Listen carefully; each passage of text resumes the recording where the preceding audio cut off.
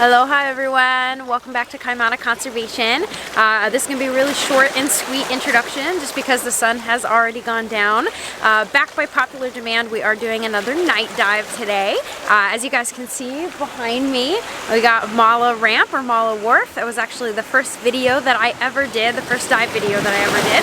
And it's still actually the most popular one on my YouTube channel, so if you haven't seen it, make sure you go back and check that out. It's a really fun one. But today we're going to be doing a night dive. So if you guys remember the night dive that I did over at Makena Landing, it's a whole different set of animals that come out in the evening.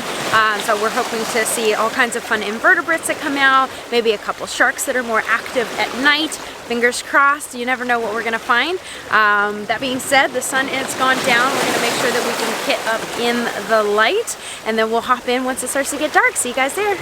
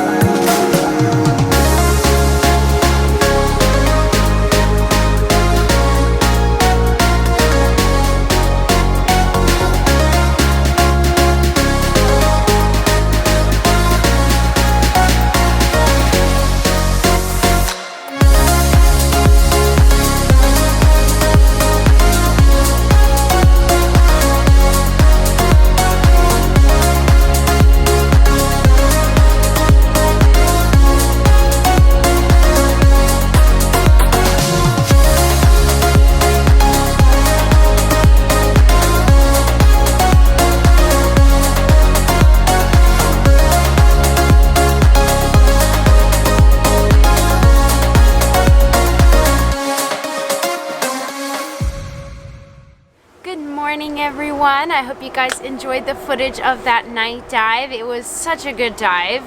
Mala always has such incredible animals, but a lot of the animals that I saw last night were ones that we have never seen before there during the day, so that was really exciting. Similar to last time we did the night dive, I'm doing my outro in the morning because by the time we got home it was 10 o'clock at night and it was way too dark to talk about anything. When we arrived at the beach park right there, we finally got into our parking spot. It was basically sunset already. So did a quick little introduction. You got to see a little bit of sunset there in the footage, but then we pretty much packed up and got our gear on and then headed straight into the water. Most of the fish were asleep, very similar to the last night dive that we did.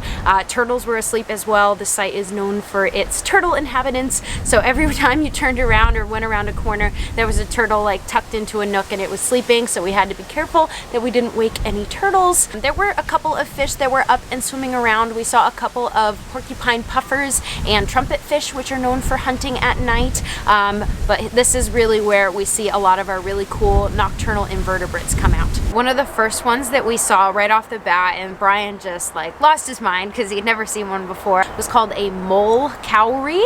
So we've talked about cowries on this channel. They're the shells, we call them the Easter eggs. They're quite round and they've got a like a split down the center, but the top is really polished from the snail. But normally when you see them during the day, the snail itself is not out of the shell and wrapped around the shell. They're tucked underneath, they're tucked inside, and they're hiding and they're waiting to come out at night. The ones that we've seen on the channel out at Molokini Crater, if you haven't seen that video, go check that one out. But the snail itself was not up and out of the shell. It was hiding inside the shell, so all you could see was that polished shell and the snail was tucked inside. But at night, those snails come out. So this mole cowrie, the snail had come out on either side and overlapped at the top, so it looked like it was covered in this like fleshy mass basically, and man, he was hoofing it. Snails don't usually move that fast. They're not known for their speed.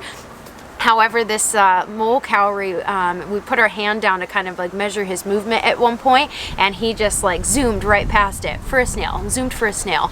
But it was really cool to watch him go. And no sooner did we swim away from the mole cowrie, but we came upon another really cool invertebrate. They're one of my favorites. We have a couple of them at the Ocean Center, and they're so charismatic. Was a sponge crab. So the sponge crab, kind of like the name implies, is a crab that as a juvenile clips off a piece of sponge from the reef and carries it on its two back legs as a form of protection, because sponges are toxic to fish.